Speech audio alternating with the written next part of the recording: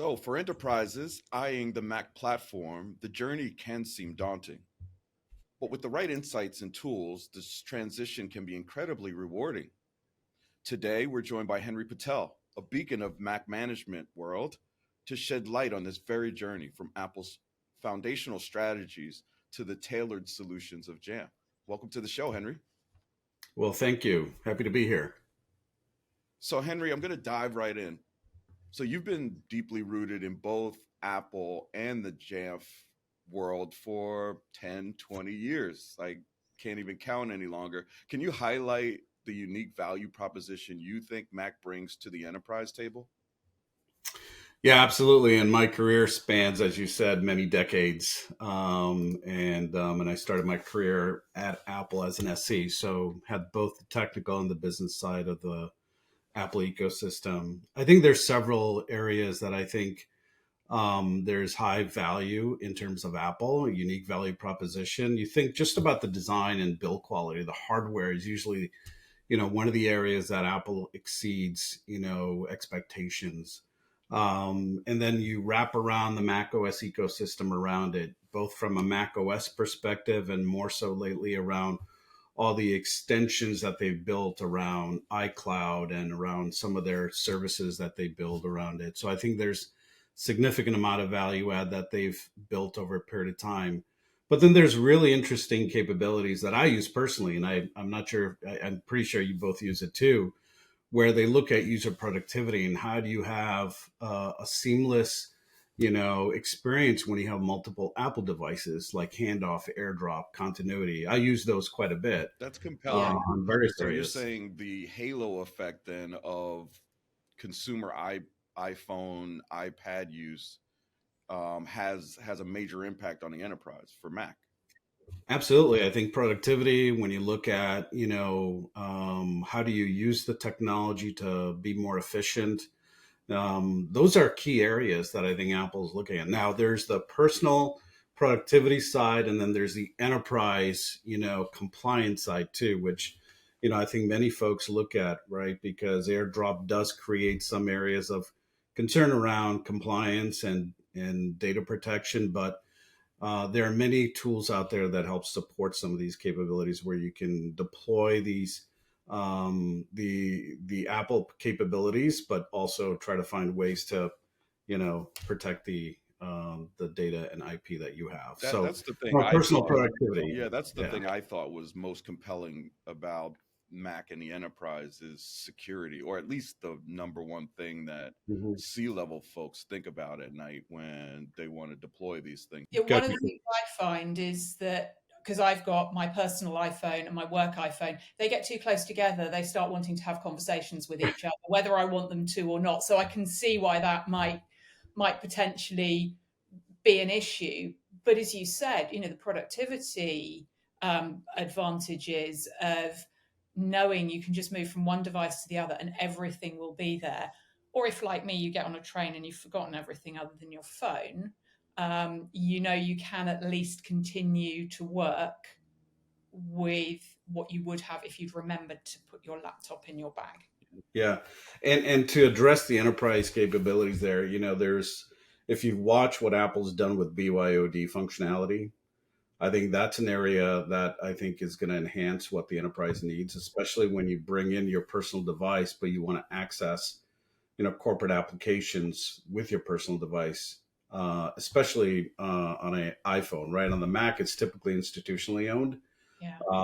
but on these other devices, there's capabilities that Apple's thinking ahead and saying, how do we still provide this data protection layer between a personal device and an institutional application that the user needs to utilize? Yeah, because there's very different. We know the iPhone started out primarily as a consumer device. There's a lot of difference between what you want from an enterprise device and a consumer device, but that's what people wanted to use. And it's certainly developed more enterprise friendly capabilities. And unlike me, I think most people don't want to be carrying two phones around I either. do not have an iPhone stack. I have one phone. It's personal, it's business. It's big enough in my pocket. I don't need two of them. Well, I carry a bag, Kevin. So I do too now, actually. So I mean, You mentioned that that businesses might have concerns around security with things like AirDrop. We've seen that businesses can be a little bit apprehensive about large scale Mac integrations. I know Kevin and I have talked in the past about being responsible for small pockets of Macs within a larger PC environment. But what are some of the groundbreaking things that Jamf has introduced to help people get over this fear of more Macs and help them to be more integrated rather than those annoying people off to the side who use something different? Yeah, one of the things that that I talk about when people ask me about, hey, how did we help many organizations succeed, right, and getting up and running with their Mac platform and their Mac strategy. First and foremost, Apple does a really good job of educating or trying to educate customers about, hey, don't treat the Mac as a Windows device, number one, right? Second thing is that, people do look at, the Mac as a sort of a one-off or unique. And so, a lot of the work that we have to do is really help them understand you can still employ some of the principles around compliance, security, management on the Mac. But yes, there is a vernacular and a way to do it on the Mac. And that's the learning curve that a lot of people have to go Has through. that So I think resonated with the enterprise, Henry? The fact that you don't manage Windows the same way as you manage Mac? it's still a work in progress, right? It's still definitely a work in progress. When you look at a lot of the folks that are out there who are typically Windows administrators that struggle because they're given the task of, hey, go manage the Mac. In those environments they struggle. But those who realize that, hey, if we're going to support the Mac in the right way, we need to bring that expertise in or scale up pretty significantly. Those are the areas that you see success or start to see success, right? A good example is several years ago in 2015, we worked with IBM when they set up their Mac practice, right? They had Macs. They were managed in a very different way, but they wanted to scale up. And so, we went in there with them and talked about how they could do that with Jamf, but they themselves realized that they needed to bring in the right talent, right? And the right talent wasn't just in the administrative portion of it, right? It's not just the technical implementation; it was also the back end technical support, right? They built a Apple specific, help desk. They brought in people who knew Apple, who knew the Mac, who knew iPhones, right? Because that expertise you can't teach overnight. That takes time. And so they wanted to accelerate the support capability. And in the end here, when you look at the data that, Fletcher Previn at then was at IBM proved was that, hey, you could scale with the Mac. You could do it cost effectively and you can do it efficiently, right? The data was showing up that, hey, you needed less people to manage the Mac environment. You needed less people to, manage from a technical support standpoint. So there was a lot of great data then. And that continues to, the same kind of data still continues to show that the Mac is definitely a cost-effective solution that can be deployed at scale if you take the right steps to do it. And I think it's great that that data has been made public, because so often people are trying to put these business cases together based on anecdotal data. They're not really finding the numbers that give them the solid business case they need. So with Fletcher making that information publicly available from a customer perspective rather than a vendor perspective, I think it's going to really help people when they're building those business cases, because it is something that people struggle with at times. Yeah, and the thing about that is what's important to know, it's not just a one and done, right? It's not a one hit wonder. He did it again at Cisco, right? Yeah. And so he's showing that, you can apply principles to get to that level of scale and to get to that level of efficiency that people want to get to, right? Choice is a big thing right now. People, when you hire the crowd that comes out of college, they want to have choices, right? They have different beliefs than maybe when we started in our careers and when we came out of college, right? We had zero We had no options. options, right? I did what I was told and I was given what I was given. Yeah. And yeah. Yeah, there's a different generation that really looks at, hey, I want to be happy, I want to be productive, I want to do fun things, and and I want to have choice. And so that is a reality that many are facing, is how do you introduce choice, right? And that's the struggle that people go through, and that's why we exist, right? Our essence of existence is that, hey, we know there's a number of challenges, right? And those challenges are a variety of ones. One from understanding what Apple is to, hey, how do we support the Mac in an environment that is predominantly Windows? How does it work on the network? Yeah, breakthrough was around zero touch, which was a big buzzword. It's now like marketing esque, but the over the air provisioning, the ability to securely do updates was a big thing in the enterprise. Microsoft had SCCM, um, but Apple, with Apple Business Manager, had the ability to provision over the air. Talk to me a little bit about when you had the epiphany that you needed identity and access in order to complete the zero touch sort of solution, Henry.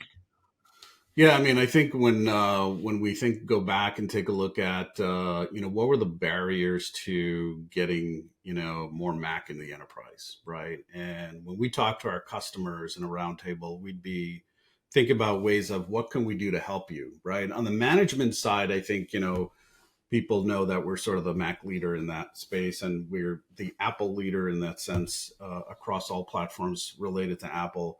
But a lot of what the barriers were around were InfoSec and CISOs, right? And so, how do you provision a device more securely, right? Versus the old way of just imaging and then allowing someone to log in after a device was imaged. How do you do it more dynamically? So the zero touch approach was you needed to have a way to identify that that person who had the Mac was who they said they were, right? And how do you actually get to that? There was no way to do that upon provisioning. It was a post provisioning process. And, we started to look at capabilities out there, and we acquired a company, back in the day, Orchard and Grove, open source product called Nomad, which now is called Jamf Connect, which allowed us to do that, right? Which allowed us to create an environment where during provisioning, you would actually be able to create a account and log in to the Mac using your network credentials, because it identified who you are. You were authenticated, and now it wasn't a concern about who you were. And so I think there's been a significant amount of stride made around the identity access. But yes, it is a very important piece of it. Third reason why it's important is it's not just about who you are logging into the applications or making it seamless to log into applications without having to log in multiple times. It's also about the health of the device, right? And we could use capabilities around what we typically see called conditional access, right? Or device attestation. Is that device secure? What we do with our security products is really identify, is that device really secure based on the compliance requirements that the company has set forth. And then when a user is trying to access applications, it'll give them permission if they're, if they have all the right tooling in place. And if they're secure, they'll give them access to the right applications. If not, it'll cut them off. That's Right? huge. We work with a lot of highly regulated industries, pharma, banking, defense, right? They want to know that there's no malicious, Mm-hmm. fail point on that device from the factory, or if it's in the integration center at one of their VARs. So device health tells you every time you log in whether or not that device is safe. That's interesting. For zero touch, zero trust has become the new buzzword. Is that a real thing? Like, what is that? That is what I just described, is that one of the elements of zero trust, right? So there's zero touch on the provisioning and how you can do it. And then there's the security layers and the right security layers to get you to that zero trust. And that's what we've been focused on over the last couple of years, is really trying to bring that forth to the Apple community, right, around zero trust. And how do you do it in a way where you don't lose the essence of the Mac, right? And that's the key point here: is how do we implement it? We're at the early stages of zero trust, where I think people were curious and interested the last 18 months, 2 years. Now there's probably more people that are going to dip their toe, do POCs, really understand how this can evolve their whole security posture. As you know, Henry, our aim with this podcast was to help leaders and decision makers in enterprises understand why and how they should be approaching Mac adoption at scale. So I think it would be really helpful for you to talk through a transformative success story where you've worked with a business and seen them get significant benefits following on from that Mac adoption. Yeah.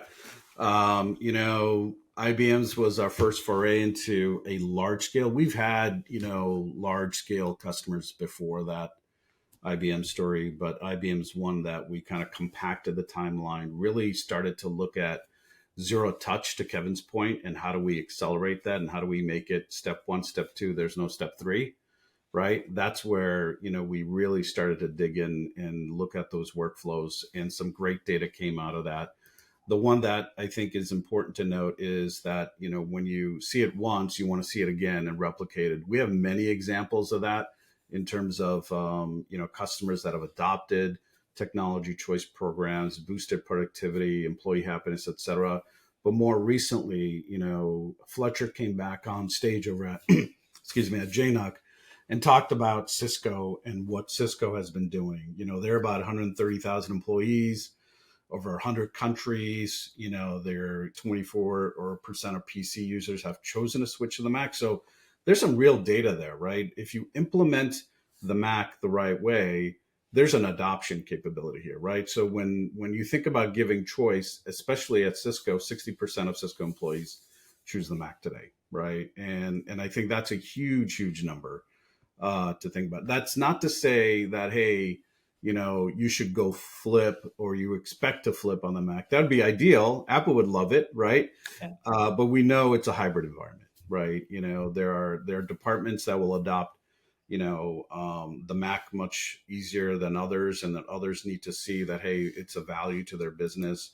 But I think, some of the data points, I think that are important to understand is like there were 33% fewer IT admins required to support the Mac. Right, that's huge. Just think about the labor itself, and that's replicating the success Fletcher had at IBM, which is to show and demonstrate. That's not to take away from the other technical support teams. It's more of, hey, if you had to do it from scratch, if you did it the right way with the right the right principles of what the outcomes are, you can get there. I love the way that they get the Mac devices at Cisco. There's this beautiful new hire kit when you join, and you got your Mac and you got all your dongles and you got some instructions and you have your display. The underpinning of that, though, is the ease of use of over-the-air provisioning with Jamf technology and the zero trust capabilities. And so I think the Cisco story is massive. And I think what was interesting about that, Henry, is, and you mentioned it at the beginning, is there are clear data points on not just that people are choosing this because it's their preferred way of working, but it is, and not just that IT are reaping the benefits of the fewer support calls, but actually that the business is showing improved productivity. Now, I guess some of that is if you've got 33% fewer IT admins supporting those staff, that means potentially those staff have 33% less time spent with dealing with the help desk, right? But there was some really good data in there, wasn't there, about how it actually helped people not just to be more productive, I thought, but actually I think you think there was data on actually they were more effective as well. Yeah, when you look at some of the data they released, it was around, about 10% increase for the sales team in productivity, right? Deal creation. You look at, 11% surge in bookings, 10% acceleration deal closure. Those are stats they created, right? It'll differ depending upon different companies and how they adopt and, how they leverage. Software engineers put out 12% more, code when using a Mac. So these are data points they shared, right? And they're just amazing. The other thing when we think about productivity is, it's not it's using the platform to be productive, but it's also reducing downtime, right? Yeah. So when you think about cyber threats, you think about, it's 5 times fewer in terms of cyber threats on the Mac. And obviously, if you have the right tooling around it, you can even reduce that further and also get notification that things are happening. You can be more proactive about it. One interesting thing that I thought was a standout is, you have security as a main pillar here for many security and compliance. One of the things that people worry about is that you can only control what you can control. And when a user is in front of a device, right, they want to leverage a lot of the capabilities of the platform for security. And one of the things, biometrics, right? I use it all the time, right, on my Mac. I don't know if you do, but I use it all the time. I rely on it. And then My I have my Apple thumbprint, Watch that also, my fingerprint, you mean? yeah, your fingerprint. Okay, so now here's the interesting thing. Kevin knows I use both Mac and PC. I use biometrics on the Mac. I do not use them on the PC. So I think I am probably representative of that trend. Somebody yelled at me the other day because I do not use it on my Mac. I am afraid I'm going to forget the password that I've had to replace multiple times, and so I don't use it. Oh, that's okay, Kevin. You can write that down because nobody's going to break into your house password if they can't get to it. This is the thing, it's not vulnerable having it on a piece of paper in your house anymore because people are going to try to break in through the back of your laptop, not through the front. There you go. So But that's interesting, Kevin. 89% of Mac users at Cisco leverage the biometrics, use the fingerprint, right? 29% of PC users use it. So you think about, and obviously it depends on the hardware capabilities and stuff like that. But I think, what's interesting is that when you use these additional capabilities, it does boost your security. we had Matt Carey on a few episodes ago, and he mentioned using Intune for his Macs. That's about 150 system engineers that use Intune for their Macs. But more broadly, we are using Jamf for our organization. We appreciate that, Kevin. Thank You're you. What I'd like to take away from this, what are the key pieces of advice you'd give to people who are sitting on the fence and unsure about Mac adoption? They're looking at it, they want to do it, but they're kind of sitting there on the fence, getting uncomfortable and knowing that they really ought to jump, but they're not quite confident enough to do it. Yeah, it's a great question. I think, one of the things that I think some baseline stuff for people to do is, if they've proven out their TCO, if they've not proved out the TCO, right, there's some great content out there to help you do that. Work with providers like you to do that as well. Cisco, by the way, has put out a sample TCO spreadsheet on GitHub. Yeah, we have out there. that from the We Got Your Mac website. So if people can't find it on GitHub, it's on our website. Perfect. With episode 3, I believe. Yeah, perfect. So I think, that's they should go review that, episode and look at that link, because I think that'll give them a framework to start. If that has not been done already, there's going to be nuances in that TCO. Each company's different. You have to just go through it, and don't assume you're going to get it done in a week, right? It's going to take a little bit of time, a little bit of conversation with different stakeholders within the organization. And the more data you need, the more higher level you're going to have to go. So really mapping out who the stakeholders are here, right? Why would this be important to the company, number one? Why would choice be important? And who would be most interested in helping kind of make choice happen, because it's in their vested interest, right? So when you think about different stakeholders, right? We think about our HR team, right? Because they're recruiting people, right? Or trying to retain people. That's an important stakeholder. Clearly, finance is a stakeholder, because they're going to want to know, what is this thing going to cost, right? There's the acquisition cost versus the residual value. Apple has different programs. You have different programs to help support it, right? In terms of leasing, et cetera. But you can realize the long-term benefit of the Mac, because you do have that high residual value. The thing next to layer on is your support teams. Like, hey, how much are we spending on, supporting, the Mac today, the PCs today? Do we have the right staffing? What if we brought in the right staffing? You may not be able to have that direct conversation, but your management layers may, right? And you need to go solicit that help. So there's some fundamental things, is really just understanding if you want to bring choice into the program. If you're at the mid layer, then you got to work your way up. If you're a top layer, then you have access to a lot of stakeholders already. So it's about building the business case for it and talking to the right ones. Talk to your peers, right? There's a lot of peers out there. Talk to your service providers. SHI has a lot of customers using Macs, tap into SHI and say, hey, who are these customers that we can potentially collaborate with, and at least just get a little bit of a sense of how they did it, what we should be thinking about. So there's a lot of avenues to take to get that done. But don't assume, again, it's going to be overnight. There's a little bit of homework to do. Not going to happen by magic then. No, although I have to say, the work done, by Fletcher, is probably the fastest I've ever seen it go. So yeah, well, this is great, Henry. This is really good to hear from you and hear about your industry knowledge from Apple and from Jamf. Yeah, thank you very much, Henry, for joining us.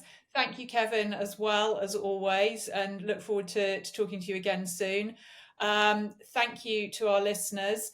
If you would like any more information, if you want to go back and have a look at that TCO calculator from Fletcher Previn, if you want to remind yourself of Dave Groover's episode on business cases, then go to wegotyourmac.com, where you'll find lots more information and all of our previous episodes.